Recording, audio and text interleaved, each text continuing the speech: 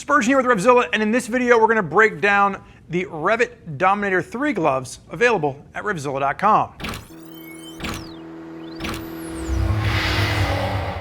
So what you're going to see is the REV'IT Dominator gloves are going to jump and skip a generation and go right to the Dominator 3. This is going to put them right in line with the changes that REV'IT has made to their top-of-the-line REV'IT Dominator 3 jacket and pants combo.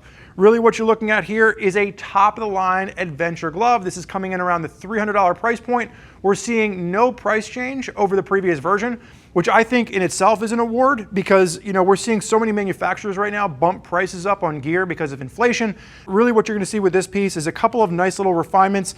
Some things they changed and tweaked I don't love, but really what you're going to see is for all the changes and tweaks, we're not getting an increase in price. Now, the Dominator 3 gloves are something that I'm pretty familiar with in the fact that I've had the Dominator gloves for a couple of years now. I've used them extensively on adventure rides when my ride does involve a lot of street use. This is something that is a bit on the bulky side if you're primarily spending your time off-road. So I would say the Dominator 3 is a glove you should be looking at if you are an adventure touring rider that occasionally blasts down a fire road and you want Gore-Tex waterproof protection. That's really the big thing that you're going to see with the Dominator 3. Really sophisticated leather combinations that we'll talk about, and then you're getting Gore-Tex with Gore Grip. Now keep in mind, Gore Grip is pretty much the highest level of Gore-Tex you can get in a glove because it bonds the actual Gore-Tex liner at the fingertips and the palm so that when you put the glove on and off, you don't feel like the liner is bulky in your hands. It doesn't come out with you. It just gives you better tactile feedback for a glove that you are using your controls a lot if you're on an adventure bike. So sizes range from a small up to a 3XL. Really, the one note here is that I typically fit in a 2XL in REV'IT gloves. I fit in a 2XL here, so no real surprises on sizing.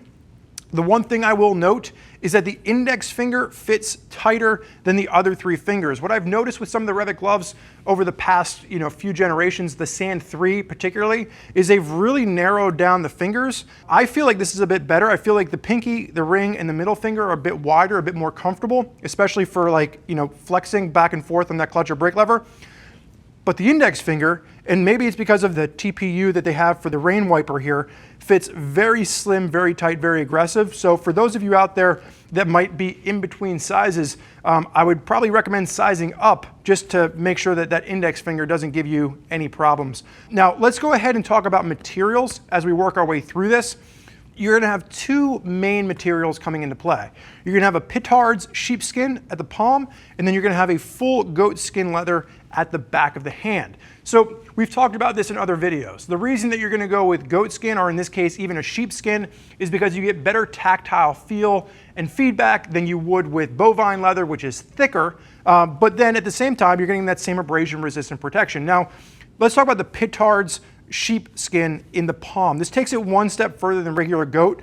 You can see the textured nature to this leather in the palm as well. And then it's also going to have a coating, and the coating itself is water resistant. This is also going to be sweat resistant, so it just helps to maintain the integrity of the leather a bit more than a regular goat skin would, so it lasts a little bit longer and it feels very thin. With that Gore-Tex layer in there and then the sheepskin here, great tactile feedback. As you get to the back of the hand, you're going to see the quilting is gone from the previous version, which I like. The quilting never really suited me from a stylistic standpoint, so I like the style of just the regular goat skin working its way down the back of the hand. You are going to get a hard TPU knuckle, metal reinforced, and then there's foam padding on the back, so it is a bit more comfortable. It doesn't feel as big and bulky as it looks, and I'm telling you that from experience of using the previous generation for years. Now you're going to have accordion stretch at the back of the three fingers, and then again at the top of the three fingers. Now the one note here, and I'm going to bring up the previous version so you can see it. So the one note here is that they've added these massive leather-covered TPR protectors to the back of the knuckles. You're going to see that did not exist on the previous version. So from a protection standpoint, that's great, but you'll notice on the previous version, that's where they had the accordion stretch. So now they've moved the accordion stretch to the top of the finger and the back of the finger where it meets your hand, but right at your knuckle, you now have this massive piece of TPR.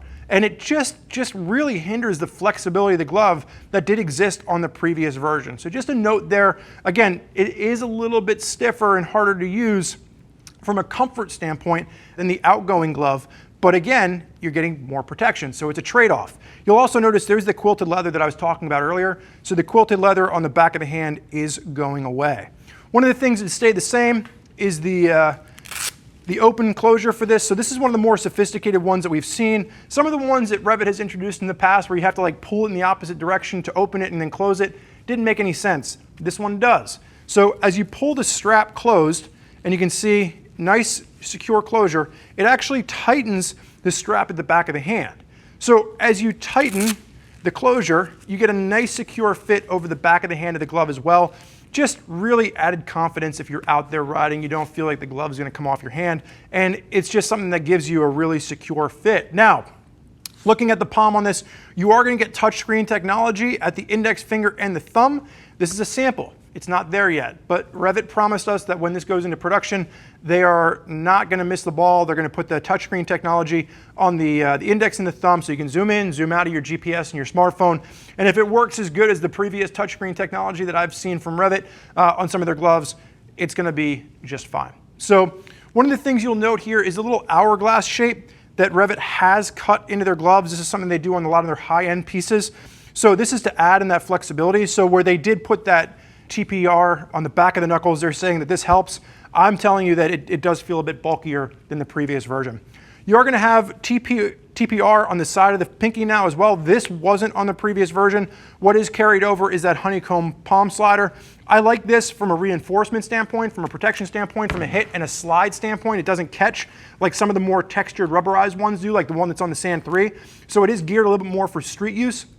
And this is a carryover from the previous generation of gloves. So I like this. The one note here is that if you've never ridden with these gloves before, it does take a while to get used to. When you're riding, you can feel this on the grip when you're riding. So once you get used to it, you're fine, but it does feel a bit bulky and cumbersome when you're just starting out. But really what I would say is for the updates you're getting more protection. You're maybe sacrificing a little bit of comfort on the back of the fingers, but all in all, I think REV'IT did a great job of maintaining what we loved about their outgoing Dominator with the creation of the Dominator 3. And again, they haven't raised prices. This is coming in around that $300 price point, and this is the top of the line glove within REV'IT's line for those of you that are looking for Gore-Tex waterproof protection in a adventure style glove. Now there's no thermal here, so again, think late spring, summer riding, into the fall for those of you that want waterproof protection out of your adventure gear. Now there's a lot of folks out there that have used the previous version of the Dominator,